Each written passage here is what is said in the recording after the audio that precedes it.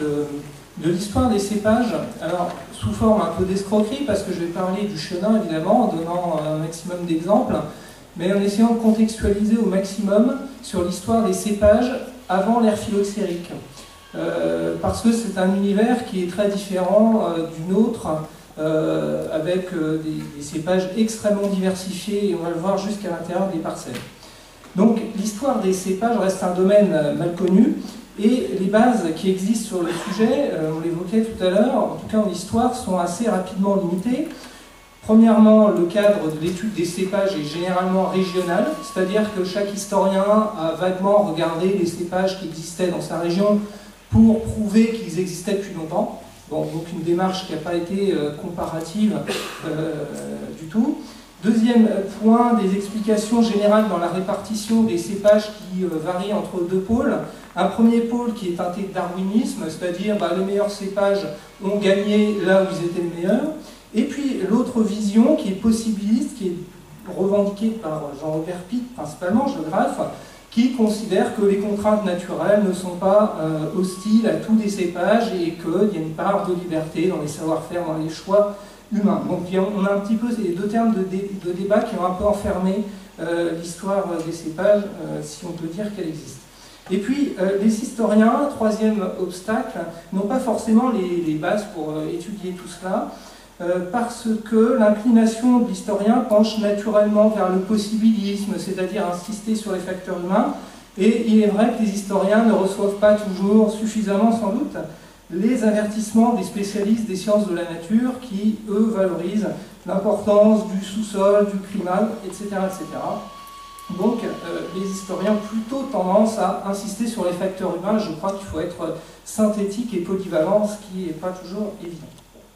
Alors, je voudrais proposer ici des pistes de réflexion autour du chenin, première ébauche, en attendant d'autres recherches. Alors, d'abord, le chenin présente plusieurs caractéristiques d'une histoire à construire. D'abord, une origine qui, on vient de le voir, n'est pas clairement identifiée.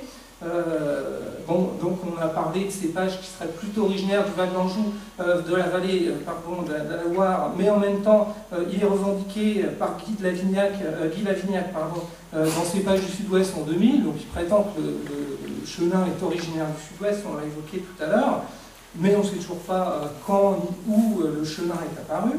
Deuxième point, il est difficile de l'identifier parce qu'il a plusieurs noms, donc on va être confronté à la question de la synonymie que je vais aborder tout à l'heure.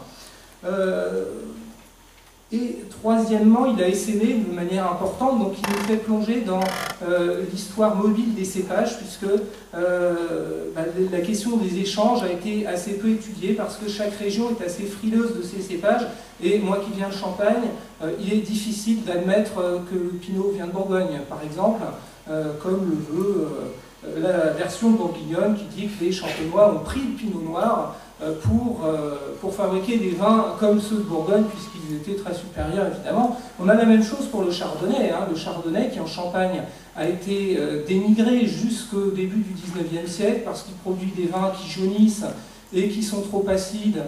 Et par contre, comme ils ont une aptitude à la prise de mousse importante, ils sont restaurés au début du XIXe siècle. Donc on voit bien qu'il y a des variations dans l'appréciation des cépages qui sont importantes et qui expliquent des choix, des progressions, des reflux, comme on a évoqué pour le chenin tout à l'heure. Donc je vais présenter les caractéristiques de l'encépagement ancien en essayant de prendre des exemples sur le chenin. Quand je dis ancien, c'est avant le phylloxéra, avant les porte-greffes, avant des replantations massives qui ont fait disparaître une partie du patrimoine empélographique qui apparaît très important au moment où on commence à le connaître assez bien au milieu du XIXe siècle. Donc c'est une période, le phylloxéra, qui a vraiment transformé la composition des cépages, la manière de les cultiver, et l'ancienne viticulture, je vais essayer de le montrer, marquée par une véritable prolifération des cépages. C'est un univers vinicole et viticole totalement différent du nôtre. Alors en premier point, je reviens sur l'identification des cépages anciens. Il en a déjà été dit quelques mots, mais en gros, avant le XVIe siècle, on a été confronté au problème, les mentions de cépages sont relativement rares dans les documents. Quelques traités d'agronomie du Moyen-Âge, il y en a qui sont pauvres, hein, qui n'ont pas du gain, parce que les aristocrates, ils s'en fichent de l'argent, ils en ont beaucoup, d'accord, mais ils le jettent par les fenêtres, donc eux, ils s'en fichent de la pâte du gain, par contre, les petits vignerons, c'est pas bien. Hein. Donc ce document est à mon avis assez complexe. Bon. Alors on retrouve au XVIIIe siècle les mêmes discours, mais là dans un contexte plus précis, c'est-à-dire qu'au XVIIIe siècle, pendant tout le XVIIIe siècle, la population a augmenté en France de plus de 30%, et la consommation de vin a augmenté. Et à tel point qu'on est vraiment confronté à un problème d'alcoolisme de masse hein, au XIXe siècle. Ça commence vraiment au XVIIIe siècle. Ce que je dis toujours quand j'en parle aux étudiants, c'est que l'alcoolisme de masse jusqu'à la fin du XVIIIe siècle était impossible parce qu'on ne produisait pas assez de vin pour que ça arrive. Bon. C'est plus le cas hein, au courant du XVIIIe siècle. Et il y a un problème de concurrence avec les terres céréalières.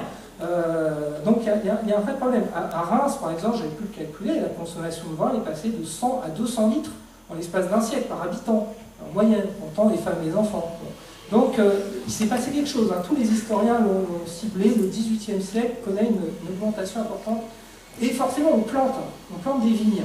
Et on ne plante pas les mêmes vignes que celles qui étaient cultivées auparavant. Donc il semblerait quand même, et ça paraît extrêmement logique, à partir du milieu du XVIIIe siècle et pendant tout le XIXe siècle, les plans productifs fassent une offensive extrêmement marquée et on a des discours de plus en plus frileux des élites hein, sociales et économiques qui dénoncent la viticulture des pauvres comme extrêmement dangereuse. Bon.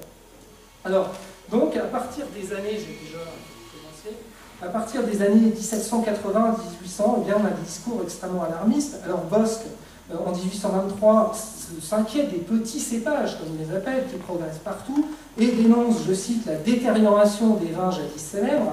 Et Salmon, un autre auteur, en 1826, rapporte un terrible adage, le Gamay tuera la Bourgogne. Bon, ça n'est pas arrivé, mais en tout cas, Guyot, lui aussi, fournit un tableau des dynamiques en cours, donc on peut encore le remercier. Et alors encore, hein, c'est au feeling, les 4 cépages qui progressent le plus, d'après Guyot, encore c'est des mentions, ils progressent partout, ils sont en train de remplacer les anciens cépages, etc. Donc la folle blanche dans l'ouest qui progresse, et là encore, ce sont surtout des petits producteurs hein, qui compensent évidemment les superficies par des rendements plus élevés. Donc la folle blanche qui progresse dans tout l'ouest, donc j'ai mis un triangle dans les départements où Guyot dénonce une situation extrêmement délicate pour les anciens cépages.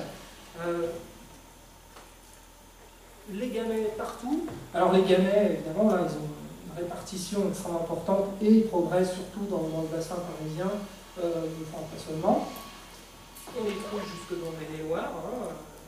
Apparemment pas une situation extrêmement dangereuse. Les gouais progressent également, et les variétés, il y a énormément de variétés de gouais, mais les variétés les plus productives.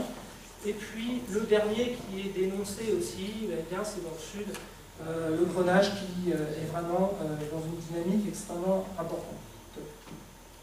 Alors, Guyot, parfois, nous dit bien que de grands propriétaires cèdent également à la pâte du gain. Hein. Donc, il dénonce plus volontiers les vignerons, mais parfois, comme dans Lyon, il dénonce les grands propriétaires qui cèdent devant le gros gamay, et pas le petit, épouvantés de ne récolter que 10 à 20 hectolitres par hectare. Donc, les grands propriétaires sont touchés également, et Guyot conclut, le bourgeois imite le vigneron. C'est la faute du vigneron quand même, mais le bourgeois est fautif aussi.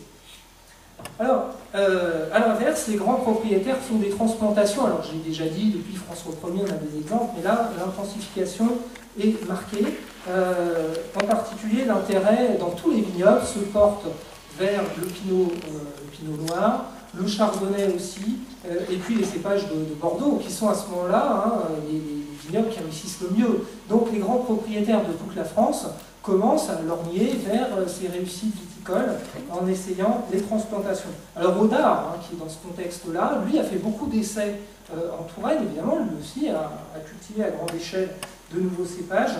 Il dit, en 1845, l'essai sur un petit coin de terre de quelques plants d'un vignoble lointain de quelques renoms laissera toujours l'empreinte du passage d'un homme de progrès. Donc on est bien dans cette idéologie où on considère qu'une géographie volontariste doit se mettre en place. Il faut arrêter les traditions qui